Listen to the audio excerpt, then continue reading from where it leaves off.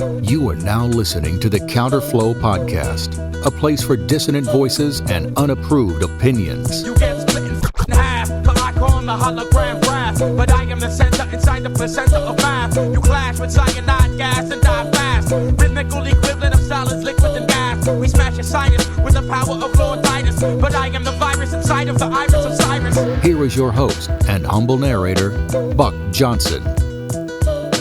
What's up, you guys? Welcome back once again to the Counterflow Podcast. As always, I am your host and humble narrator, Buck Johnson, coming to you out of Lockhart, Texas. And now I am back from the wonderful trip I had to Mount Athos with Father Peter Heers and my friends Conrad and David Aaron and Nick. It was just humbling, beautiful, wonderful, unforgettable, spiritual, of course. And I will say that in a few weeks, Conrad Franz from the World War Now podcast and myself will be on this show doing a recap episode. We're going to have a slideshow with pictures, videos, discuss what happened, what things were like there, and all of that. So stay tuned for that. I also just finished with our second annual Philip Ludwell III Southern Orthodox Conference. We did this one right here in Lockhart, Texas. What a fantastic weekend this was. As part of that, the VIP segment of the weekend was me recording a live podcast in front of a studio audience. It wasn't a studio, but you get what I'm saying. And my guests were the aforementioned Conrad Franz, Father John Whiteford, Rebecca Dillingham, aka Dissonant Mama, my own priest here in Lockhart, Father Ignatius, and the always great Jim Jatras was with us as well. And we covered a litany of topics, many of the things we've hit upon on this show over the last couple of years, and there was not a lot of holding back. And also, Father Peter Heers was a special guest briefly on that too. So that one should be out next week. The video portion, the YouTube page, will be, I think, pretty neat and pretty unique because we had the professionals there recording the video, and so I think we got some good footage of it. So stay tuned for that. That will be next week. It was so busy that I apologize. I was not able to get this episode out on the normal Tuesday. As you watch this, if you're watching the premiere, it is Wednesday indeed. And so this whole last few weeks has just been a lot of action and adventure. So I apologize for getting this out one day late, but this interview is fantastic. I was really looking forward to it. I love the band HolyName and Tommy Green. You'll see just what an interview this is. His story is great. The cause that he's working for now, outside of just being in the band HolyName, is fantastic. We get into that, human trafficking and whatnot. And I just want to read a little bit about, we're going to get into his whole story, so I don't have to get deep right now, but he was saying some of the answers that have been given by the modern charismatic Christian culture weren't adequate. There were gaps that I couldn't seem to fill in the face of death. I knew the faith that brought me through the band Sleeping Giant, which was his band prior to HolyName, and nurtured that ministry was beautiful, but I was losing such faith that I needed to find the eyes of Christ somewhere, and I couldn't seem to get my feet under me with the answers that I had. I was really in danger of walking away from quite a lot. The search into the origin of his faith opened the door for Tommy to fall in love with Orthodox Christianity. He's been able to use the experience of this project to process his grief and work through brokenheartedness. You will be captivated by this discussion, and let's just get him in here right now from the band HolyName. Tommy Green, welcome to the show. How are you, sir? I'm doing good, man. I'm doing so good. I'm very, very honored to be here. Thanks. Yeah, I'm beyond, dude. I'm glad to have you. It's like I feel like we just recorded an episode before this, before I hit record. A little bit, dude. Yeah. Well, I'll pretend it's all brand new. If you want to go back, I'll be exactly. Like, yes, then this, and yes. And I'll just go, really? So I'll let you give the folks. I'll let you give your own intro and let people know what's pertinent that you feel. Then we'll go from there. Yeah. Okay. Well, yeah. So for those of you guys that don't know, my name is Tommy Green, and I primarily have been in the music space for a majority of my life. I come from like the hardcore and like the metal scene, And I was in a number of bands as a drummer and then as a singer. And then I was in a pretty notable Christian hardcore band for about 12 years called Sleeping Giant. And so I was a Protestant, charismatic, kind of anti-religion evangelist. And that band was a platform, as I understood it, to try to preach the story of Jesus, to share my personal journey. And, that the framework was to lead kids like me to Christ as often as I could. And so every show that we played was an opportunity to sort of preach the gospel as I understood it. We were very much into personal prayer and ministry. And so we were praying for people at the shows, very unorthodox. And I'm saying that in like a very unorthodox way. Like we did everything from pray with people right there on the spot. We would do baptisms, as if you can believe that, like in a very, like there's a video online where I felt like kids had said yes to Christ, but they hadn't been baptized.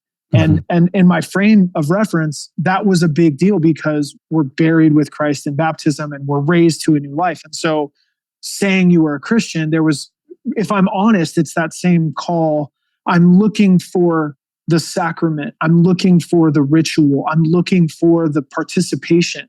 And when you're in the invisible, undefined, non-denominational, we are the church world, there's a hunger to make it real somehow. And so I think a lot of us are doing all these other practices in lieu of, if I can say this to jump ahead, in lieu of the power of the Eucharist. Yes. We're looking for that sacred chalice. And we try to make it out of all these other behaviors. So for us, we were very about it. And so there's a video of like, there's a festival, there's a couple thousand kids there. We're playing our set. And then I said, if you have never been baptized before and you'd like to be baptized, come to the back corner. And there was a trash can full of ice and bottled water that had melted. And so there's a video of me baptizing kids in a trash can full of water.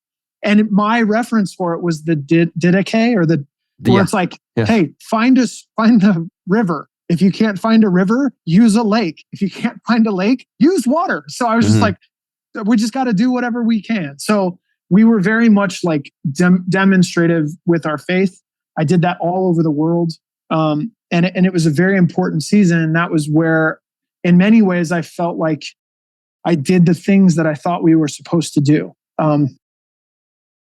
Preach the gospel to a bunch of angry Muslim kids on the Mount of Olives in Jerusalem. They had thrown Molotovs at the tent the night before. I essentially stood on stage and told them that everyone in their life had been lying to them and that there was one God and he had a son and his son's name was Jesus and they should follow him now. And my translators did not want to translate. And I got off stage and they're like, I can't believe you just did that. They should have been hitting you with rocks. So I've definitely gone to those places. And in my understanding, I'll say this, I'm trying to hang on to something, and I'm not sure in my journey and all of our journeys into Holy Orthodoxy, there's such a unique thing, but I'm very, very grateful. And I'm still so grateful to the Lord Jesus for saving me. I can feel it. I should not be here. And that gratitude, there was an outlet for it in the preaching world. There was an outlet for me to be proud to be loved by Jesus. To be unashamed. There was an outlet for it in that way. And so I did that for many years. And that was a really, really important part of who I was in that space. And I was a part of ministry with my wife, Chrissy Green. She's a gangster. She's the best. If I say Chrissy Green, that's what I'm talking about, is my wife. We've been married for about 19 years. I have an older daughter who's 24 from my very first marriage when I was 18. I think I had her when I was 19, maybe. And then me and Chrissy got married about 19 years ago. We have 3 of our own. So my oldest is 24. And then me and Chrissy have a 14-year-old son, an 11-year-old daughter, and a 7-year-old daughter. And so we were just doing family. I was a preach corps metal guy. And then we were building Bible studies in small churches in homes, buildings, bars, tattoo shops. We were just helping to start community kind of all over the planet at one point. And so I was very much a church planter or like I'll just say I was an evangelist. I wasn't good at anything. I sucked at it all. I don't have any problems saying that, but I was trying to inspire people to pursue Christ and in the framework that I had. So I did that for a long time. And then about 6-7 years ago, a lot of stuff started falling apart for me. And so I was in a position where I could tell that I was going through a spiritual crisis of faith and I came with a lot because at this point, my wife and I we're overseeing essentially a small network. That's a dumb word. We're hardcore kids, punk rock kids. So it's like, it was but it was really just a community of 10 to 15 different groups in different states and different countries. And so it's hard to know what you're supposed to say and what you're supposed to do when you are the leader of a thing, but you're out of runway. I shouldn't say you. I was out of runway. I was like, there is so much that's not true and not real to me about this Christian culture that I have been a proponent of, a flag bearer for, a spokesman to, I've been really trying to build into this culture because it was the church for me, and everything is changing. And so I started reading, and if you wanted me to, look, I could probably like breadcrumb my journey from 2005 when I was in California and was just starting my first church group. I was a part of a healing community of men. It was like inner healing and Christian therapeutic ministry, trying to get your stuff straight. I was getting ready to marry Chrissy Green, and I was really trying hard not to bring my dysfunction into my marriage. And so the dude that married us had said, Tommy, Chrissy, I love you guys, but you're train wrecks. And if you don't do the work, we won't marry you. And I don't care. And I was like, okay. And so I went really hard trying to make sure that I was, I'm recovering from sin, from selfishness, from whatever. I don't want to hurt my future wife. I want to make sure I do the work. And so my context was Christian inner healing ministry, right? Because you don't have. So I did multiple weekends in this community. And after one specifically really intense weekend, one of the men from that community called me. And this is 2005. We're sitting at a Red Robin in Southern California at a burger joint. And he sat down with me and he said, I wanted to meet with you. He said, I really love your heart and I love your passion for Christ. And I can tell where you're going and I know where you are headed. And he said, what's the purpose of Christianity? And I was like, to become like Christ. And he goes, yeah, deification. And I went, that's a little spooky. You know what I mean? I was like, you said that. I didn't say that. And he goes, yeah, do you know the name of the woman at the well? And I was like, and he goes, I do. And I know where her church is. And I was like, what? Like, just like shocked. Like, no, you don't. No one does. She's in the Bible. It's only the Bible. There's nothing outside of the Bible. Like, there's no other stories. What are we talking about? And so he basically said, when I got married to my wife many years ago, we were a part of the charismatic movement, and we had a prophetic charismatic ceremony, and we danced, and it was and he's like, I know where you are, and I want to invite you to look into the Orthodox Church, basically. And I was so anything religious that with my understanding of religion, which would be dead form that doesn't lead to spiritual life, right? Just form without power. That's what all religion was to me. It's since changed, of course, right. Which is like, we use this beautiful practice, this religion, to hopefully become spiritual, by the grace of God. It's like, okay, but back then it was like anything that looked like religion, I was like, no interest at all. So I could not hear him. But that was 2005. So that was before I married my wife. That was over 19 years ago. I was invited to look at this thing. And then we would play festivals. And one of the Christian festivals we played was in Bushnell, Illinois. It was called Cornerstone. Big music festival. And there was always a table full of Eastern Orthodox guys there. And I always loved the Death to the World dudes. I love Justin. I like knew some of the story. But again, if it looked like religion, I was out. And so those were my frame of references, was like, man, they have such a cool message. I would get the zines and bring them back and just be stoked that it was so against the world. I was like, yeah, dude, who wants that? We've come from there. We already know they're not selling nothing. Like that's a joke. So I loved their messaging, but I couldn't see the beauty of it at all. And so then 6-7 years ago, I went through quite a lot. And in that process, realized that a lot of what I had accepted and was trying to pursue wasn't true. It wasn't. This is for me. Forgive me if you're a part of some other community, and I don't mean that to be arrogant. I'm not trying to say that to be judgmental of anybody else, but I just could not anymore. And I had no idea where to look. I was so disillusioned by what I thought I was supposed to be doing that I said literally, like, I need to go back to the beginning, or I have just been a hype man for a lie and I'm out. And the oldest church I could think of was the Catholic Church, because that's all I had. And because of the sexual abuse, because of the sexual ethic within that community, because of the lack of priests being able to be married, there was no way. I was just like, no. Right. Then all of a sudden I had this, I think it was online. Thank God for all the people online that are sharing the faith, the Orthodox faith, because all of a sudden I was like, it was one of the big ones was Hank Hannengraf. Yes, he's been on here. Dude, we used to hate him when I was like, because I thought all he does is go online and talks crap on all the other Christians, right? I was like, this dude, all he does is just stir up drama. Like I wasn't interested, because I was in such a divisive world in the hardcore scene. I'm like, dude, stop fighting in front of everybody. Stop it. Like, we got to be united, man. And so I hated that ministry. I was like, ew. And then I see it. I'm like, the Bible answer, man, has like, what? And so I listened to a story and was like, whoa, this guy changed his mind. And he was the most critical of he was about his convictions and I went, what is that?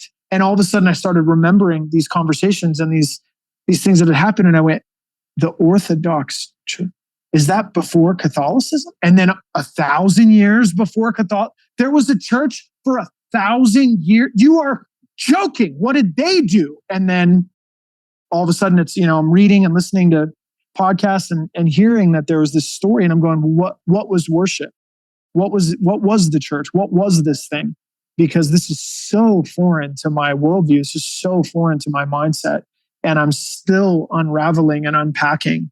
But going through that and then being connected with an amazing Orthodox priest here in Salt Lake City named Father Patrick O'Rourke. He was at Holy Trinity Greek Orthodox Church here downtown, like 3 minutes from my house. He would just come over and hang out with me and Chrissy Green and just talk with us for a long time. And I would go to the liturgy by myself because I didn't want to tell anybody what was going on, because I wasn't trying to shipwreck anybody. I'm not trying. It's like, this was so personal for me that I was like, I'm fighting for my own soul at this point. Just like, I don't know.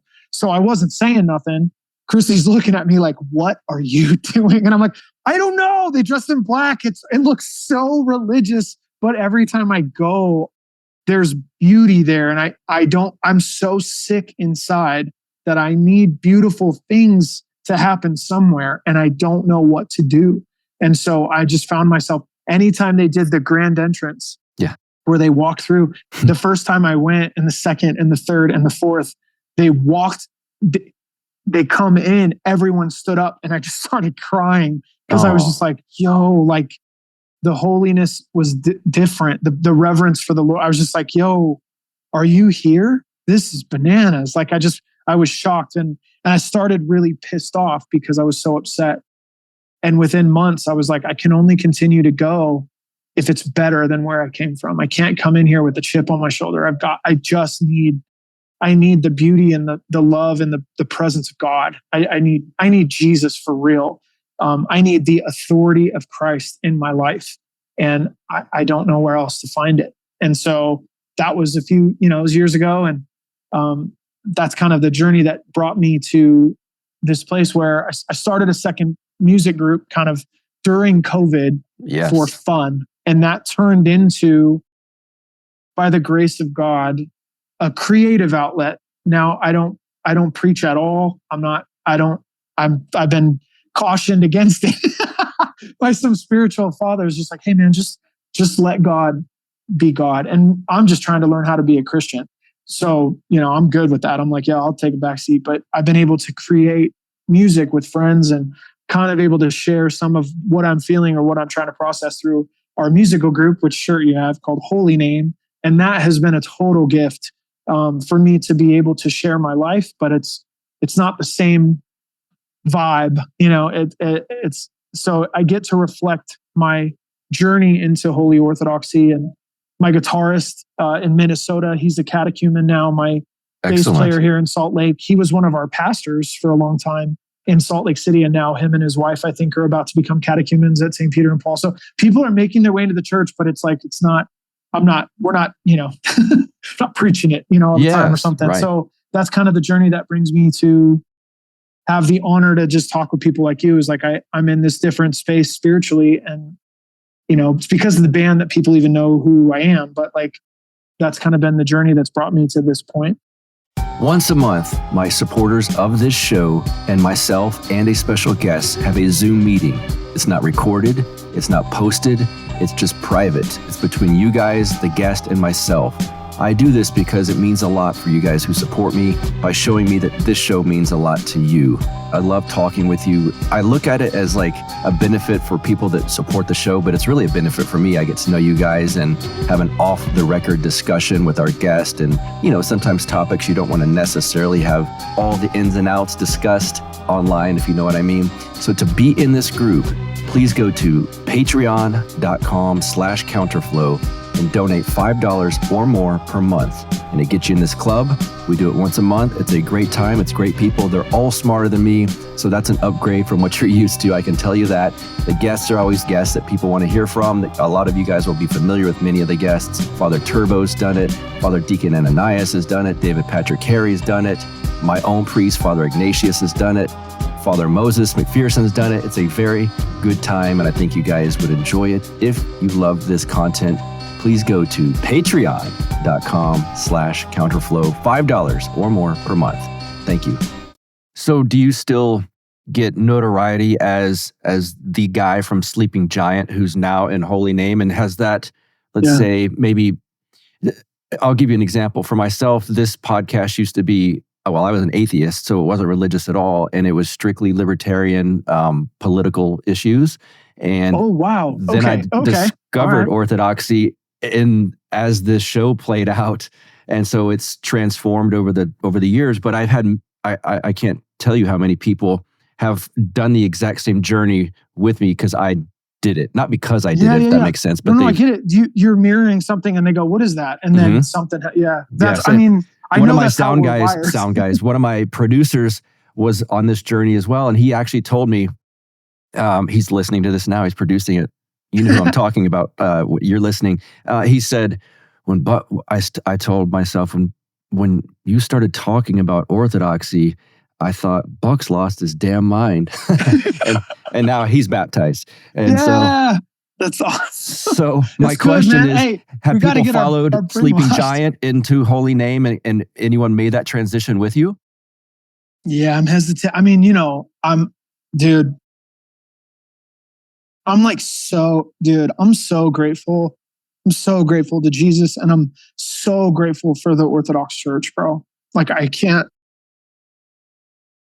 I've had people that were going to kill themselves show up to liturgy, and then God gets them and they stay alive. And now I've seen the church save people's lives, and it's not because we're doing all the yapping. Right. I've just watched it over the last couple of years, and I am shocked at, I'm so humbled by the number of people, probably, and I don't mean this to be an exaggeration, the last couple of years, 1 to 2 people every 2 to 3 weeks hits me up. Hey man, I was doing this thing and now I'm a catechumen, or can you connect me with this church? I was interested in that, or da-da-da-da. And I'm just, because it doesn't have to be, it's not me anymore. Right. I'm just sending them to trusted priests that I know and going, hey, this guy needs help. And people are like, yo, I just got baptized. So I'm just getting to be myself and figure out Christ and who I am, becoming Orthodox in my soul, hopefully. And like in that process, just by being available,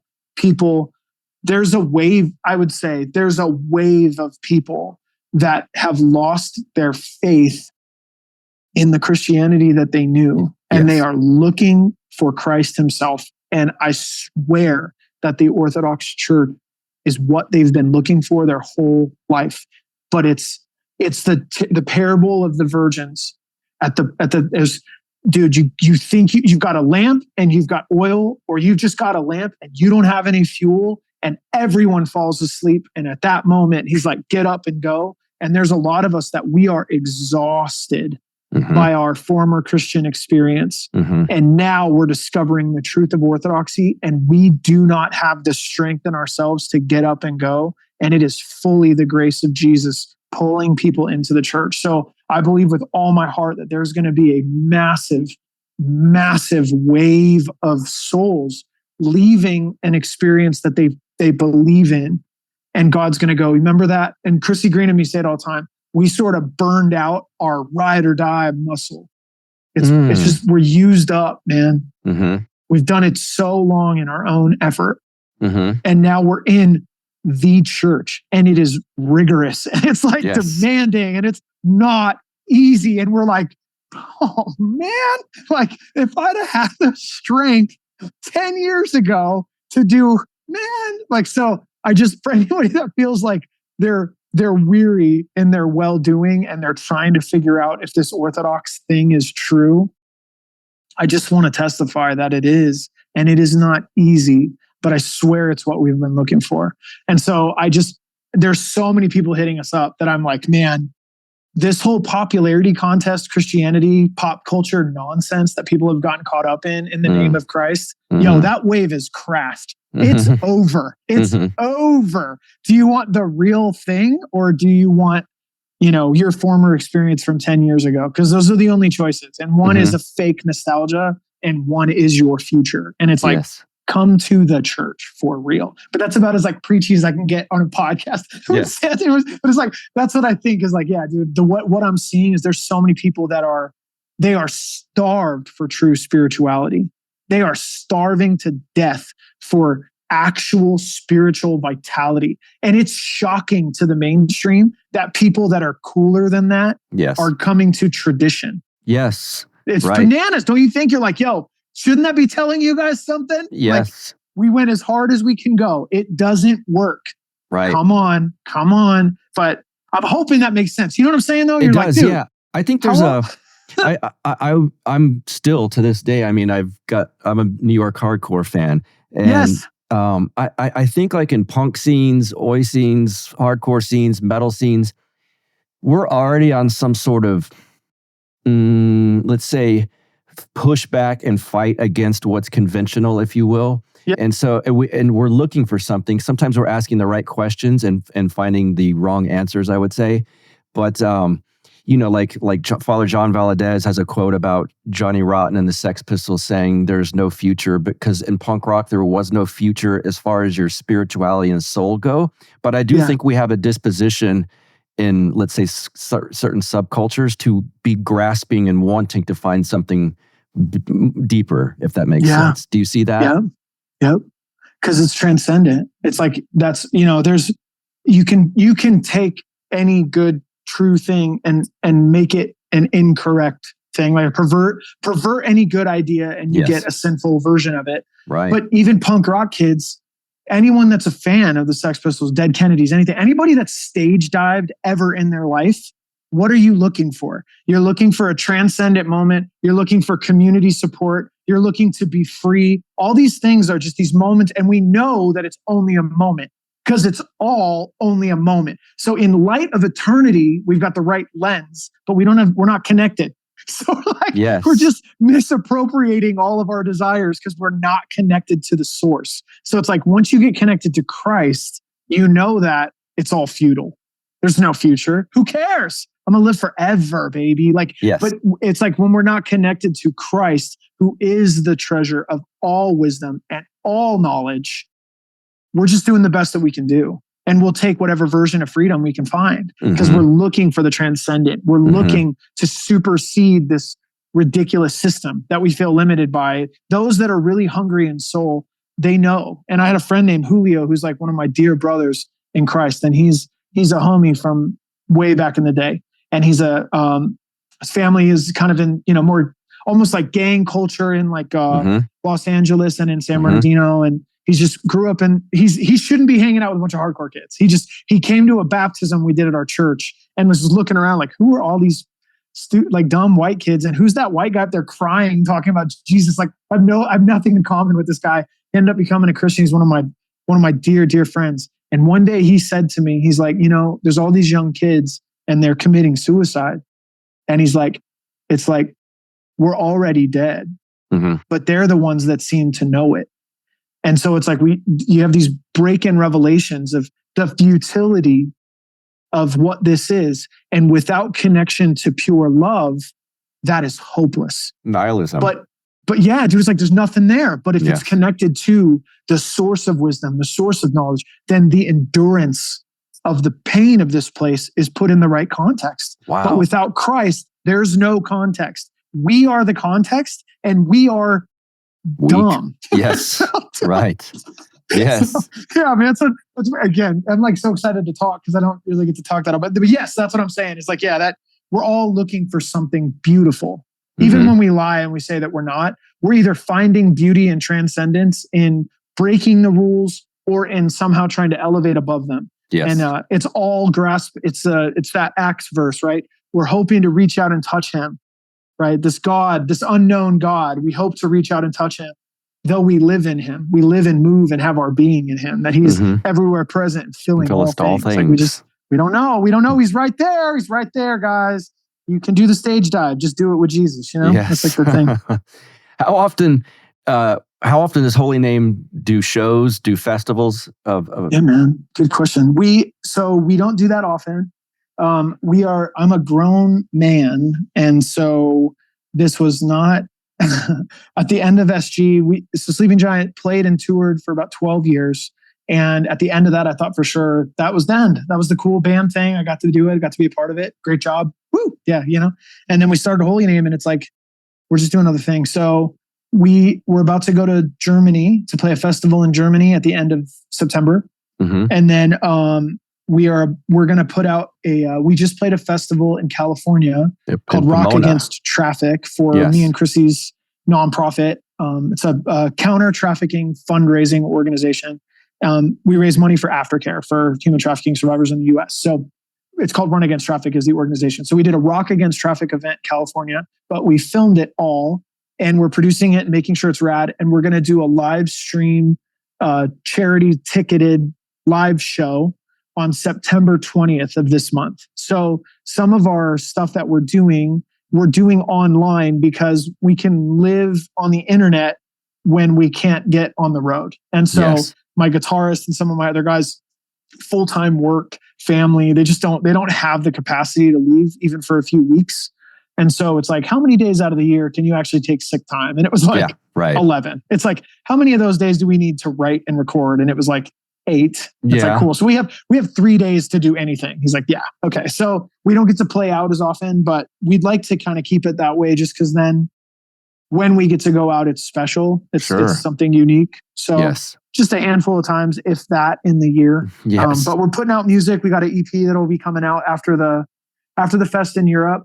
We'll have an EP called the 3 Bar Cross. 3 Bar Cross EP is coming out in October. Okay. So we'll keep making music and doing what we can, but we're finding that online community kind of all over, it works for us and people get to see what we're doing. And, we'll get out to people when we can, but it's rare. The live record that y'all have, I think it's in Chicago. Is that correct? Yes, sir. That's my favorite of all the records I've heard from you. The recording's perfect. Like a lot of live albums, you don't, it's not that great, but it's wonderful. Yeah, we played it through and then we played every song through 3 times. So each version, each song we did 3 times. And so we knew that some of it, like if we needed to re-record a vocal part because the cymbals were bleeding into a mic, we would do it. Like we tried to make it as good as we could, but we played everything 3 times through. And then if there was stuff that we needed to redo, or they had to take a take from the second time, we just knew we couldn't do it one time and it would work. It just wasn't going to work in that room. Okay. So we did the recording, even with the guys that you can see, we did 1 or 2 takes because we only had that one day to be together. So we filmed everything, and then the editor put the vocal performance on video together. But then we made sure we produced the live sound so that it would sound really good. We just wanted it to sound good. People were like stoked. But I like it too. I think it sounds really awesome. The dude that did the mixing and everything, he was like a church guy. He'd never mastered like a metal album. And it was killer. I thought he did so good. I was like, dude, this is great. So that was cool. What do you like about it? Just for one, I was blown away every time I see live somewhere from a band. Even when it's one of my favorite bands, I will appreciate the energy, but the sound's not going to be good. Yeah. And when I heard this, I listened to the whole thing at the gym just a couple days ago. And I just was like, this is just the best one. It sounds amazing. This maybe was the order of the songs. Maybe it matched my workout. Whatever it was, I was just like, that's cool. This is great. That's so awesome, man. So what's your full-time job? Are you allowed to talk about that? Yeah, for sure. I was when I was doing the church stuff years ago, I started doing real estate. So I did residential real estate.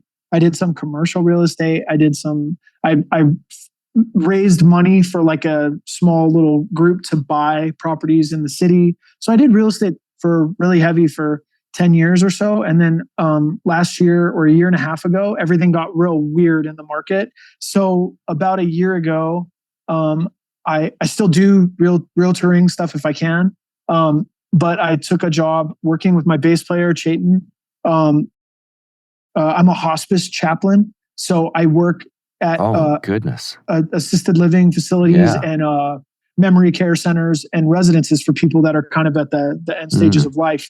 So we just go for spiritual support, and it's very very general. We're not trying to convert people necessarily. A lot of people here are part of the LDS community, and so they have a huge community group, or they've been a part of the church for a long time. And so I've only had in the last year, I think 4 people that were like Greek Orthodox or Orthodox Christians that I could talk to. But it's mostly like Mormons and then just like Christian denominations or Catholic. Yes. And so it's cool, you're just trying to be there just to be present and try to be a bright spot in their day. And and if they need prayer, then that's, something thing. So I've been doing that, but and then an old friend of mine from a band named Brian, we started a almost like a creative agency on steroids, but it's like a screen printing and embroidery and merch and all that stuff. And so we launched that in February of this year, and it's called Ritual Print Company. Yes, and so it's in Salt Lake. So we make merch for businesses and bands and brands and even like corporate stuff. Yes. So we do all that stuff as well. But that's been a real gift, bro. Honestly, because I didn't see it coming. And my partner, Bish, his name's Brian, but he was in a band called Death Star with me when he was like 15. And I was like, 20 and whatever. Like he was just a young kid in our crew, played guitar for us for a long time. And then he moved to Oklahoma and was working in the oil fields. Met his wife out there on MySpace, and she's a gangster. So they've been together for a while. And he got into screen printing out there. And then there's a company that's headquartered here in Salt Lake called Black Rifle Coffee Company. Yeah. And they headhunted him and moved him out to Utah so he could build Black Rifle's in-house screen printing stuff. So he did Black Rifle. A lot. So wow. Yeah. So they're very he product did all heavy. Their stuff, and then they went public or something. They grew to some level, and then him and some of the team left, and he was just doing other screen printing stuff. But he's the pro, and I don't want to do screen printing. I'm not good at that kind of part of it, like the technical part of it. It's like it would take me 4 hours to do what he could do in one. Like nah, man. So HolyName was going to do its own screen printing just for fun, because my guitarist was like, I could do that. And I just have a bunch of friends that have done it before, and I know it's always way harder than you think. And so I was like, let me call a friend of mine. So I just called Bishop and was like, hey man, HolyName wants to do screen printing. And he's like, how can I help? And just, how can I be awesome? He's just the best. And so I was like, what are you doing right now? And it turned out he was in between spots. And so there was a bunch of opportunity to buy the old gear from Black Rifle and get it over here. So we bought Black Rifle's whole screen setup and their embroidery machines and all their stuff. And like we just brought it over here and launched it. And so it's super hard, man. We've got 6-7 employees now. And like, it's a real business like going. Wow.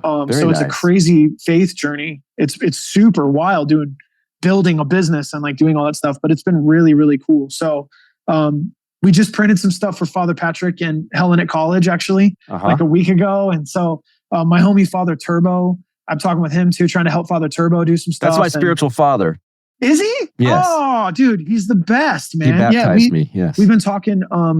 He's got some really, really cool ideas for some stuff. And so just a wonderful, wonderful man. I really, really love him a lot. Me too. I called him and confided in him on some stuff as I was making my way into the church. And he's just been so cool to me. And so just awesome. Anyway, so talking with Father Turbo and just trying to do some stuff for him. And God willing, maybe we'll get a chance to do some stuff to help the nuns and some of that stuff like in his world. And so it's been kind of cool just seeing that stuff happen. But right now it's like just anyone and everyone that needs screen printing or embroidery, like we've just been helping.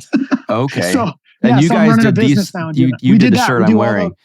That makes sense because I see in the back, I don't know if people can see this, but it's got like, I was like, how are they so fancy that their name's printed on the back where the tag goes? No wonder you got your own company doing it. Yeah, okay. We do all of it. So all of that stuff was, Bishop bought all of that stuff for Black Rifle. And then they made a change and they're doing stuff somewhere else. And so they had all this stuff that they needed to sell.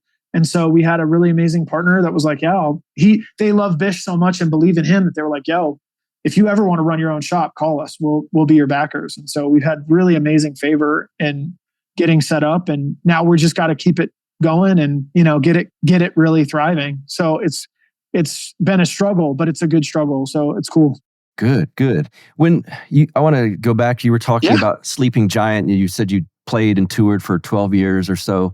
Yes, sir. This is the hardcore kid and me kind of nerding out. Which bands? But because I know there's people listening too that are interested. What bands did you tour with or play with often? We toured and we played with everyone. Like we just played with everybody. So I'm trying to think of like New York hardcore bands. We played with Danny Diablo. Okay. And we played with. There was one of my favorite bands that we played was a band called Pale Horse. It was from Connecticut.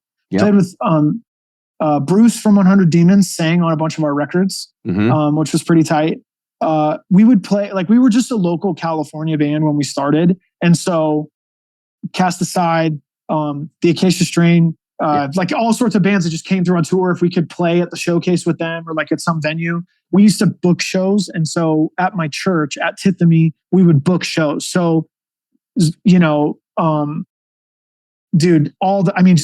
Internal Affairs and old LA hardcore bands and like Suicide Silence once played our church. Like it was bananas. Like, so we just played with everybody. But then when we would tour, I'm trying to think, we went on tour. We basically we were one of the establishing bands of a nationwide Christian tour called Scream the Prayer. Okay. And so that was because I kept saying no. I was like, I'm sorry, I have my daughter half the time and I don't have time to be a tour guy. And then eventually this booking agency and our management were like, what if we put together a whole tour and you can co-headline it? We went from 0 to co-headlining like a whole tour with Impending Doom. And then it was like Norma Jean and the Chariot and Haste the Day. And all these bands all over the country, like Close Your Eyes and For Today. And like just everybody it was like, we were just during that wave of Christian metalcore, we just got to be a part of this very, important wave. And then we just played at Furnace Fest. HolyName just played at Furnace Fest with everybody. That was like everyone. Yes. Was that in Pomona? No, Furnace Fest is in Alabama. Oh, goodness. Okay. Yeah. So we played, it was, it was everybody. They did, it's like all these amazing legacy bands that come back together for one night. Okay. And then just all the normal bands. So I think we played at the same time as Terror last year. And so it was tight. So it was us, and then Tara was in the shed stage. And I talked to Scott earlier in the day, and he's like, dude, I'm so sorry. We're playing at the same time. I was like, that's all right, dude. You should come. We'll see each other again. But anyway, so we were a part of the scene. And so in many ways, when we got to do the big tours, that was us. But we also toured with like just regular bands, like Bleeding Through and Oceano and who's the Born of Osiris, and like all the metalcore bands. Like just, we played huge festivals of First Blood and, After the Burial and all these. We played the New England Metal Fest a bunch of times. So just everyone that was like normal bands, we played, I think the same year as Behemoth and what do you call it? Dimmu Borgir. It's like we played with everybody, which that was interesting for people to see, because we'd be on tour with these like pretty angry. They were great to us. They were our homies. Like we tried to have the spiritual gift of normal. So we tried to just be like normal dude. For as weird and outspoken as we were, we tried to be pretty normal with the dudes. Yes. But so we ended up having hopefully a relatively good reputation with the people that we were on tour with. But it was weird because we'd play fest with kids that are pissed, and they're just talking about what they're really going through. And God bless the hardcore scene for being a space where people can actually share what is bothering them. And so it would be like very dark and hateful and angry and hissed energy.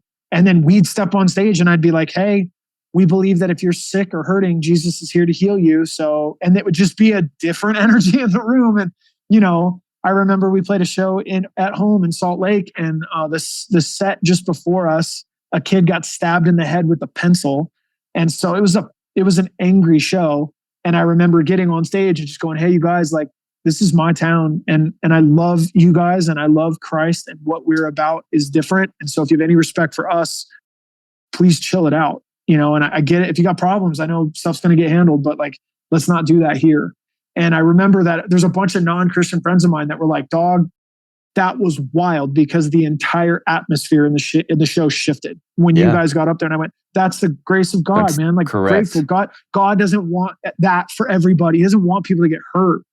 And we have a lot, we got to, get some stuff out there, but that's not what we want to be about. And so that's one of those things that still to this day, kids will come up and go, I remember that show, man. That was, it was different when you guys were on stage. And I just went, well, that's the spirit that we had. Hopefully, I don't know, so. Let's talk about the trafficking thing, the nonprofit absolutely. that y'all do. What led you to that, looking into that and whatnot? There usually people that are dealing with stuff like that, there's like some hardcore experience, no pun intended, that got them into it.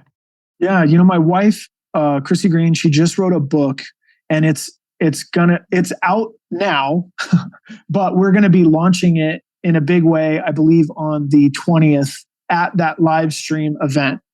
The book is called Many More Like Me, and it's Chrissy's story. I was in Sleeping Giant and was contacted by a teenage kid that sounded like her life was in trouble, but I didn't know what that was. And I wasn't trying to talk to a teenage girl on the internet. So I asked my assistant and my wife if they would reach out and find out if it was real. That poor person was in the middle of what I just thought was like a broken home. And what we witnessed over the next year, it was literally like almost a year, like all in a year. Her family broke apart. There was physical and sexual abuse happening in her home. We got her into, there was miracles. Like there was actual like crazy miracles that happened. And then she was effectively sold by a family member because of a drug addiction. And she was found 3 days later at a brothel with 14 other girls. And then she was basically in an organization trying to recover. And then there was an additional round of abuse and all sorts of stuff that happened for this poor person. And so in her story, she was the first person that we ever watched go from a seemingly normal life to trafficking victim and what happened. And ultimately a trafficking survivor, trafficking overcomer in some very unique ways. But it's brutal. It's a brutal story. And in that story, she told me, Tommy, you have to keep sharing. There's many more like me. And to be honest with you, man, it was so outlandish what was going on that I bailed. I was like, yeah, I don't believe this. I'm waiting for them to make fun of us or hit us up for money or whatever. I'm out. And Chrissy is the gangster. And he took this person into her heart. And she was like, if this is not real and they're just making fun of us, okay. But if this is real and we stop, I will not be able to live with myself. And so sort of at the finality of this story kind of settled in, I was like, I will do what I can to get attention. It's your story. It's not my story. I didn't earn the right to tell this story. I disqualified myself in many ways because it's so unbelievable. And so I said, I'm going to do something. I'm going to suffer because this kid suffered. And I decided I would run physically from the top of Utah to the bottom. And so in October of 2018, I ran for 17 days, 430 miles from the top of Utah to the bottom. And it was just to get attention. It was like, I can get attention. I'll start telling the story. And then Chrissy can tell the story. I was on a training run, just jogging. And that's when it hit me about a year before. And it was like, I'm going to run across the state. I'm going to talk about this kid. We're going to write it down in a book. It's going to become bestseller. We're going to rescue a bunch of kids. And I started crying. I got home and I was like, I think I got a plan. And Chrissy's like, what is it? And so I sort of told her, this is what I was thinking. And by the grace of God, man, a bunch of people showed up over the next 5 or 6 months and helped me start prepping. And I went from kind of just like a novice, goofy, run a few days a week, maybe, to like an ultra runner. And like I'd never done that before. So we did that big run, and that's what kicked off our organization, which was called Run Against Traffic. And then Chrissy told the story. And ultimately, our mission is unique in that there's a lot of hype and there's a lot of almost misinformation and a disingenuous kind of swirl in the space. It's a very real problem, and it's happening everywhere. And if you are in America, it's probably happening within an hour of your home. But it's not always as fantastical as some of the hype wagon makes it look. And in America specifically, a majority of the abuses and the trafficking of a person is when the use of force, the use of fraud, or the use of coercion is implemented to essentially take control and manipulate another person for financial means or financial gain or sexual gain or whatever that is. So human trafficking is happening all over the place. And a majority of it is labor trafficking, is forced labor trafficking. What gets most of the highlights is the sex trafficking, especially of minors. It's so outlandish and horrible to think that that's happening. That gets a lot of the thunder. That was our exposure, was a teenage girl was trafficked for sex from a family member. And that's the thing that people need to understand in the US. I live in Salt Lake City, Utah. It's a very, white, upper class seeming clean community. Yes. And I was meeting with the joint task force with the Attorney General's office and some counter trafficking organizations in Utah shortly after I did my run. And one of the case managers said, tell me, what high school does your daughter go to? And she just goes to one of the high schools in the city. And I said the name of the high school, and she said, yeah, I have 4 open files on kids that have been trafficked at your daughter's high school. Oh my gosh. Because what it looks like in the US is it's connected to poverty, it's connected to addiction, it's connected to dysfunction in the human soul. But it looks like family members or caretakers putting out their relative for money, but then they're at home at night. It's not them locked in a shipping container on a ship. It's happening down the street. It's connected to financial gain. It's connected to perversion. It's gross. It's not even cool. It's just gross. No, and it's right. It's just happening in the city. Anywhere where there's people, anywhere where there could be prostitution, there's a chance that there's trafficking happening.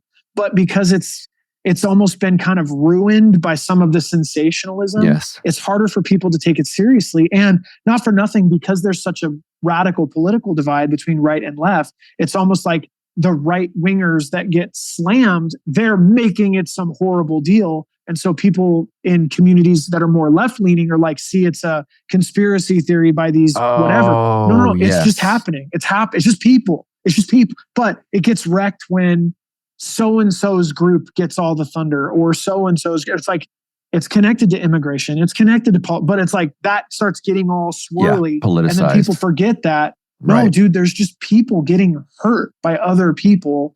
And in our space, you can be a counter-trafficking organization. And the real like operators that we know are like, don't support this group, don't support that group. And then we go, okay. Because the real deal dudes are like, they're doing it for the wrong reason, or they are not being honest, or it's whatever.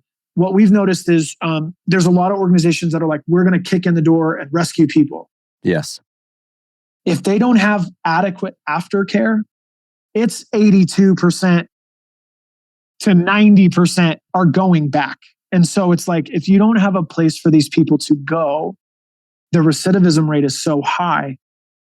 So for us, what we noticed is when we got someone free from the blast zone, even then, it was so challenging to find quality aftercare for these precious people. Their minds, their bodies, their souls, they're shattered. It's super expensive. It's really ugly. It's imperfect. They're gonna make a bunch of mistakes. It takes patience. It's not clean. Like, it's a mess. And we broke them. So we have to put them back together. So it's like, it's not like, it's just not an easy fix to heal the soul of man. There is a fix. I think I know that it's Jesus. But if you can't do Jesus stuff, putting the mind and body, and so it's like, you need psychology, you need social workers, you need physical help. It's like rehab, assisted living, mental. It's like, it's all of it, and foster care. It's all rolled into one. It's a huge, huge problem to solve. And if people are still fighting about whether or not it's real, then I've got an even longer uphill battle. So what we decided was, in Run Against Traffic's lane, was I just want to help however I can do for aftercare what like Lance Armstrong did for cancer research. We just have to create a way for people to get involved so that money can begin making its way into the aftercare system. And my goal is that we would find vetted quality aftercare providers in the US. And then as that develops and as those new good guys show up, they have the money that they need. It's very challenging to set up aftercare in America. It's the same reason Joe Schmo can't just become an orphanage all of a sudden. We have very strict laws about that stuff. So people either don't have the money or they don't have the right licenses in the right time. And if you miss your window, it's like, it's just challenging. So creating quality aftercare and making sure it's funded. I just know I don't want to do it. I don't want to do it. I'm not good at it. If I had to look at all the horrible things that are happening to these people, I couldn't do it, man. So I was just like, forgive me. If I can raise the money, let's just raise the money. I'll just get the money to the good guys. Let's like figure out a way to, it's a 50-on-1 beatdown. Let's beat up that guy. Yes. And then we'll just get the money to the best people we can find. They can do the work. I just figured I can run and I can write a check. Let's do that. And so a lot of people are busy. And so with us, it's like, how do we do what you were going to do anyway? And then figure out where to send the capital, where it's going to make the most sense, or it's going to make a good impact, or people aren't going to mismanage it, or because it's just easy, man. People get themselves in the weeds all the time, and it's a crazy space, you know? And so anyway, so with Run Against Traffic, our goal was like, we'll just create a vehicle where we can fundraise and it helps aftercare. There's plenty of places that are going to be funded to like do the sexy kick in the door work. Yes. It's going to take a long time to put broken lives back together. And so I want the next time someone comes out that they've got a better place to go where they're not going to be abused, where they're not going to be misused, while they're not going to be taken advantage of.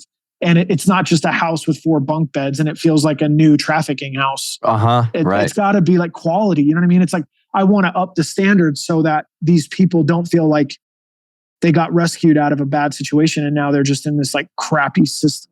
These are people. And so it's like, it's a long process. But again, it's like, I didn't do a marathon. I ran across the state. It's like, we got the time, dude. Like, we can outlast a lot of this stuff.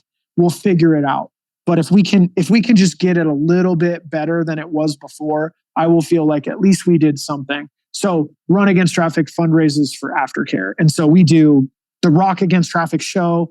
We have Tattoos Against Traffic, Barbers Against Traffic. We did Rolls Against Traffic, jiu-jitsu stuff. We'll do like gym stuff. We're doing a free dive against traffic in San Diego. Like there's a dude that does free diving in the ocean and he's like, I'd love to do an event. It's like, okay. So if we can get people involved and they do what they love to do, then we all get to fight something gross together. And then it's easy. It's a way that people can do what they were going to do anyway. So business, community, events, if we can just partner that with the charity focus, I think we can make better headway because it's too expensive for the state. It's too expensive for the church. Maybe. But if we all jump in, we can do some stuff. And so kind of that's our goal. I don't know. That's like kind of our thought about. Is there a website people could go to? It's called irunagainsttraffic.com. There we go, folks. I run against traffic. Sorry, that was way too many words. I should have just said, go to the website. Yeah, no. What kind of, you got to pitch, you got to pitch it, Tommy. Dog, we got to do it, dude. It's cool. You said early on, you mentioned another friend of this show and a friend of mine in real life, Justin Marler. Yeah. I haven't had much time to hang out with him. I told him he's got stuff coming up for his book. I know. And I told him anything I can do to help, I will be there. I'm happy to lend encouragement in the room, anything I can do. And so I have a feeling I'm going to end up going to something. If he decides he wants me there, I will be there for sure. Just because similar world. I knew that. He told me that, and I didn't know how to. Okay, good. Well, that's I didn't know if we could bring it up. I'm not trying to bring that up like I'm bragging. It's like I'm down. I'm super down to help, and I don't know what it'll be, but I'm like anything I can do to help connect people to the faith, especially from our culture. It's like let's go, man. Maybe I'm spilling the beans then, but he's asked me to help just for people listening that are like, awesome. What are they talking about?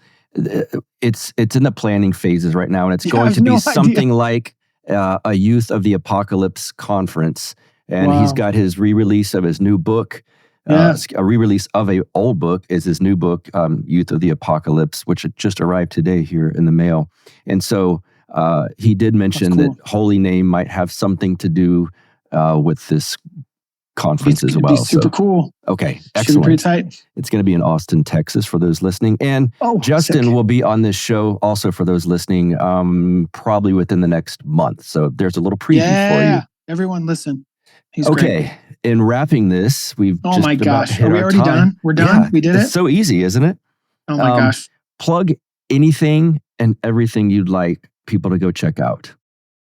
We got irunagainsttraffic.com. Yeah, please, if you're interested in supporting counter-trafficking organization, irunagainsttraffic.com. There's tons of great ones out there, but if you don't have a place to give or support or feel connected to that cause specifically, we'd love to partner with you. Please, everybody, check out Many More Like Me, which is my wife's book. Please buy that. I'll send a link to Buck if you want, and we can put it up, whatever. Yeah. But it's really, really awesome. My wife is an incredible writer, so I'm really grateful that story is coming out. That's awesome. I got a chance to be in a movie. I was the lead actor in a film a couple years ago. My guitarist, Eric, who was in Sleeping Giant with me, he is now a baptized member of the Orthodox Church. Wonderful. But he wrote and directed a full film. So, Buck, I would love for you to have him on at some point to talk about his journey into the church and also to share about the film. But that movie is called Dark Arrows. And it's going to be put out at some point in the next, I think, handful of months. And then we're going to be doing more like press and like sharing about it and stuff like that. But his journey from hardcore kid to like full on producer, writer, director guy is wild. And so it was a crazy experience to get a chance to be like in a movie. And so I would kick myself if I didn't say, hey, I forgot. There's a movie coming out. We did a movie together. Famous actor, Tommy Green. I know. No, infamous. There you go. Yeah. So anyway, Dark Arrows is great. My wife's book is the best thing ever. I Run Against Traffic is the best. And then if you need screen printing stuff or anybody in your world that would like good dudes that care to do work for them, Ritual Print Company would be tight as well. So we can help anybody in the community with that kind of thing. We're super down. Yes. From design work to just getting it all done. Like we could do all of it. So, and don't forget HolyName. Well, dude, you're wearing the shirt, baby. Yeah, there we go. That's true. Anyway. How are they going to forget?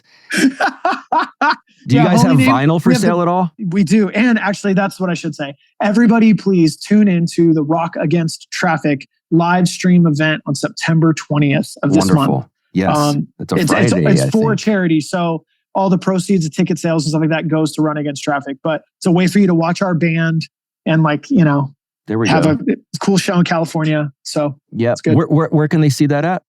It'll be, I think we're going to host it on Vimeo. It'll be like kind of in our own little world.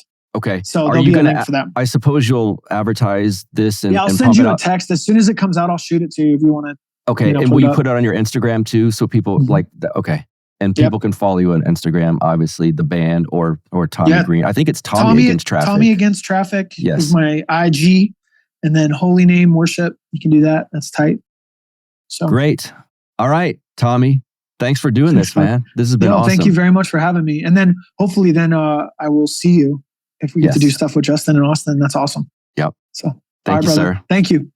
All right. I hope you guys got a lot out of that. I loved doing that interview with Tommy. Tommy, thanks for doing this. And let's see, like I said, next week should be the episode that was recorded live here as part of the Philip Ludwell III Southern Orthodox Conference. Again, Father John Whiteford, Jim Jatras, Father Ignatius, Conrad France, Father Peter Hears. Did I get all that? I'm rambling at this point. Just stay tuned next week. You guys are going to love that one. As for the show, subscribe to the YouTube page and you'll get the notifications. I hope that this drops usually every Tuesday night. Follow me on Twitter at BuckRebel, BuckRebel. You got some fun stuff in the next few weeks. Already got some good things planned. And until next week, you guys have a good one. You get split in half, like on the hologram graph. But I am the center inside the placenta of math. You clash with cyanide gas and die fast. Rhythmical equivalent of solids, liquid, and gas. We smash your sinus with the power of Lord Titus. But I am the virus inside of the iris of Cyrus. Like the sound of the Counterflow podcast? Our audio production is provided by Podsworth Media. Check them out at podsworth.com.